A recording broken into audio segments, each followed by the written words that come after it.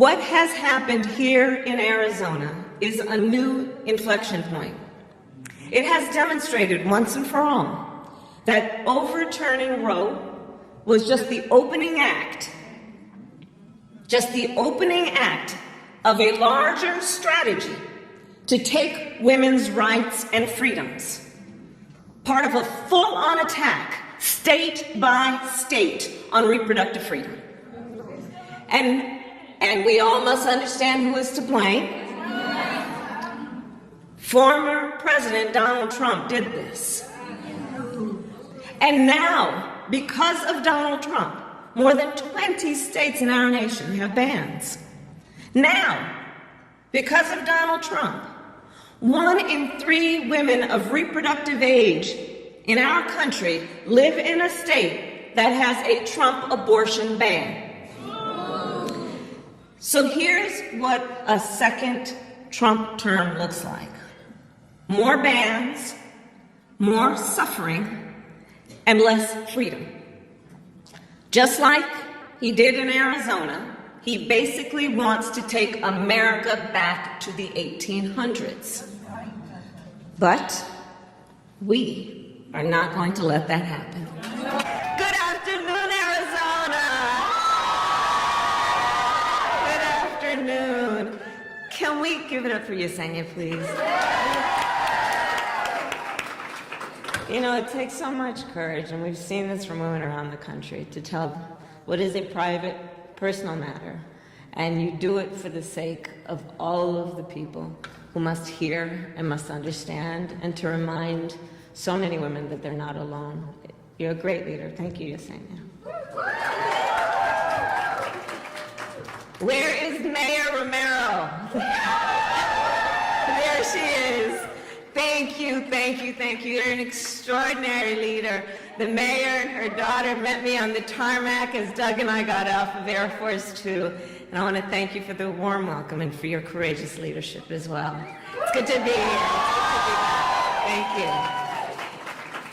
And it is good to be here with the next United States Senator from the state of Arizona, Ruben Gallego. And I have worked with Ruben, and I will tell you, he is a tireless fighter for the people and families of Arizona, and an essential partner to President Biden and me. Representative Grijalva wanted to be here today. I know that we are all praying for him.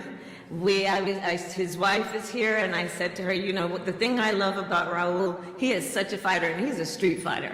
Like, he is a fighter. He is a fighter. And so we know he's going to be okay, and we are thinking of him as he begins his treatment for cancer. I want to thank as well my dear friend and the president of Reproductive Freedom for All, Minnie Timaraju. Where is she? Thank you, Minnie, for your leadership. And a special thank you to all the organizers in Arizona who are collecting signatures to put the right to reproductive freedom on the ballot and in the state constitution. And to the thousands of organizers from across our nation who are joining us virtually today. And I also want to thank the Secretary of State, Adrian Fontes, and all the other leaders of the Arizona State Legislature, including, of course, Senator Eva Bursch, who so bravely shared her story. Thank you for your incredible courage and determination. Arizona. This fight is about freedom. This fight is about freedom. And the freedom that is fundamental to the promise of America.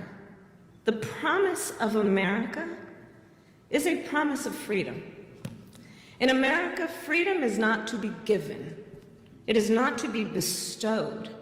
It is ours by right.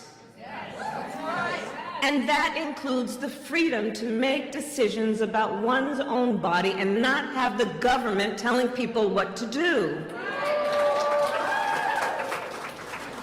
However, as we know, almost 2 years ago, the highest court in our land, the Court of Thurgood and RBG, took a constitutional right that had been recognized from the people of America.